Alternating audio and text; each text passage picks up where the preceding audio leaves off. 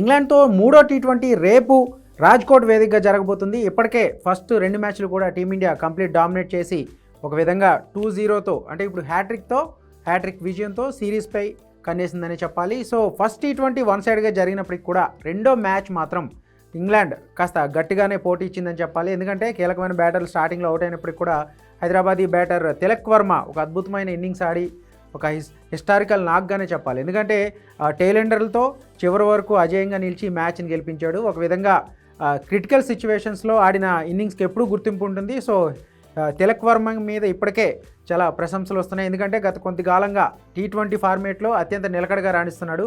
So ఒక విధంగా ఈ మ్యాచ్లోనూ అంటే మూడో మ్యాచ్లోనూ టీమిండియానే ఫేవరెట్గా బరిలోకి దిగుతుందని చెప్పుకోవచ్చు. ఎందుకంటే కంప్లీట్గా ఇంగ్లాండ్ బ్యాటర్లు ఏదైతే స్పిన్కి బలహీనంగా వాళ్ళ బలహీనత ఎప్పుడు కూడా స్పిన్ ఆడలేకపోవటం, సో అదే కంటిన్యూ అవుతుంది. సో మరోసారి మన ఫైనల్ 11 మీద ఒక రకమైన ఆసక్తి నెలకొందనే చెప్పుకోవాలి. ఎందుకంటే ఈ మ్యాచ్లో కూడా టీమిండియా 3 స్పిన్నర్లతో ఆడబోతుందనేది జట్టు మేనేజ్మెంట్ చెప్తున్నమాట. ఆల్రెడీ మనం చూసుకోవచ్చు ఫస్ట్ 2 మ్యాచ్ల్లో కూడా ఏదైతే కంప్లీట్గా స్పిన్నర్లకే ప్రయారిటీ ఇచ్చారు. లాస్ట్ మ్యాచ్లో అయితే 4 స్పిన్నర్లు ఆడారు.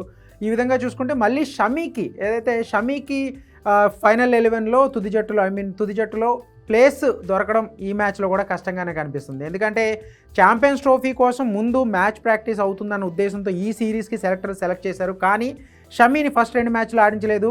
సో దీనికి టీమ్ మేనేజ్మెంట్ చెప్పిన రీజన్స్ ఏదైతే ఉన్నాయో జట్టు కాంబినేషన్ స్పిన్కే ఎక్కువ మొగ్గు చూపడంతో షమీకి చోటు దక్కలేదు. హర్షదీప్ సింగ్ ఏదైతే death overs and first power ప్లేలో అద్భుతంగా బౌలింగ్ చేసే హర్షదీప్కే టీమిండియా మొగ్గు చూపడంతో షమీకి చోటు దక్కలేదు. కానీ ఇక్కడ అనుమానాస్పదంగా వ్యవహరిస్తున్న ఇదేంటంటే షమీకి ఫిట్నెస్ పూర్తిగా లేదు అన్నది ఒక డౌట్స్ అయితే రైజ్ అవుతున్నాయి. మనం చూసుకోవచ్చు దాదాపు 1.5 ఇయర్ తర్వాత షమీ రీఎంట్రీ ఇచ్చాడు. వన్డే వరల్డ్ కప్ ఆడిన తర్వాత పూర్తిగా మైదానానికి దూరం అయ్యాడు. దాదాపు 9 నెలల పాటు మనం నేషనల్ క్రికెట్ అకాడమీలో అంటే సర్జరీ తర్వాత నేషనల్ క్రికెట్ అకాడమీలో కోలుకున్నప్పటికి కూడా ఇంటర్నేషనల్ సిరీస్లకి ఏది కూడా సెలెక్ట్ చేయలేదు షమీని అందుబాటులో ఉన్నప్పటికి కూడా. కానీ షమీ మాత్రం దేశవాళీ టోర్నమెంట్లు ఆడుతూనే ఉన్నాడు.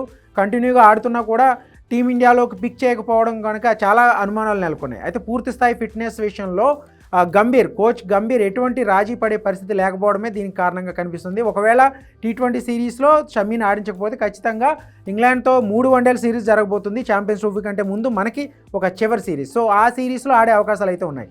సో కాంబినేషన్ చూసుకోవచ్చు.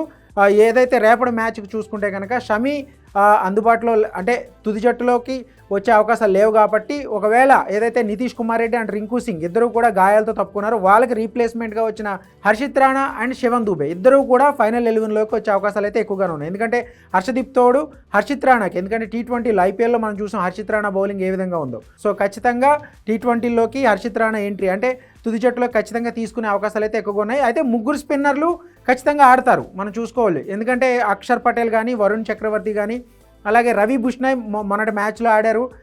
ఏదైతే ఈ మ్యాచ్కి సంబంధించి రవి బిష్నాయ్ని తప్పించి ఏదైతే మనం హర్షిత్ రాణాని ఒకవేళ తీసుకుంటే కనుక షమీని ఆడించే అవకాశాలు లేదు. కాబట్టి ఖచ్చితంగా శివన్ దూబే ఒక పేస్ ఆల్రౌండర్గా, ఎందుకంటే ఇక్కడ చూసుకోవాలి నిరంజన్ జా స్టేడియం ఏదైతే మ్యాచ్కి ఆతిథ్యం ఇస్తుందో కాస్త బ్యాటింగ్ ఫ్రెండ్లీ వికెట్ అయినప్పటికీ కూడా ఇంగ్లాండ్ బ్యాటర్ల బలహీనతను దృష్టిలో ఉంచుకుని స్పిన్నర్లకే ఎక్కువ ప్రయారిటీ ఇచ్చే అవకాశాలు అయితే మనకు కనిపిస్తున్నాయి. సో ఆ విధంగా చూసుకున్న 3 స్పిన్నర్లు రవి బిష్నాయ్ని తప్పించినప్పుడు కూడా అతని స్థానంలో శివన్ దూబే వస్తాడు. ఒకవేళ పార్ట్ టైం స్పిన్నర్లు కూడా మనకు తిలక్ వర్మను వాడుకోవచ్చు. అలాగే మిగిలిన ఏదైతే రింకు సింగ్ ఆల్రెడీ మనకి గాయంతో దూరం అయ్యాడు కాబట్టి మిగిలిన 3 స్పిన్నర్లు కంటిన్యూగా ఉండబోతున్నారు ఈ మ్యాచ్లో కూడా. ఒక విధంగా ఈ మ్యాచ్లో కూడా ఇంగ్లాండ్ గట్టి పోటీనిచ్చే అవకాశాలు అయితే ఎక్కువ ఉన్నాయి. ఎందుకంటే ఇక్కడ పిచ్ని కూడా మనం దృష్టిలో పెట్టుకోవాలి. సో ఫస్ట్ 2 మ్యాచ్లతో కంపేర్ చేసుకుంటే ఇది పూర్తిగా కాస్త భిన్నంగా ఉండే అవకాశం ఉంటుంది.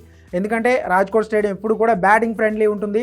సో ఫస్ట్ బ్యాటింగ్ తీసుకున్న వాళ్ళకి కాస్త అడ్వాంటేజ్ ఉంది. ఎందుకంటే మ్యాచ్ సాగే కొద్దీ ఇక్కడ పేస్ అండ్ బౌన్స్ ఎక్కువగా ఉంటుంది. సో ఫాస్ట్ బౌలర్లు పార్ట్ టైం బౌలర్లు కూడా లాభపడే అవకాశం ఉంటుంది. కాబట్టి టాస్ గెలిచిన జట్టు ఖచ్చితంగా మొదటి బ్యాటింగ్కే మొగ్గు చేసే అవకాశాలు ఉన్నాయి. గత రికార్డులు చూసుకున్నా కూడా ఇక్కడ 5 మ్యాచ్ల్లో 3 సార్లు మొదటి బ్యాటింగ్ టీం గెలిచింది. సో 2 సార్లు చేసింగ్ టీం గెలిచింది.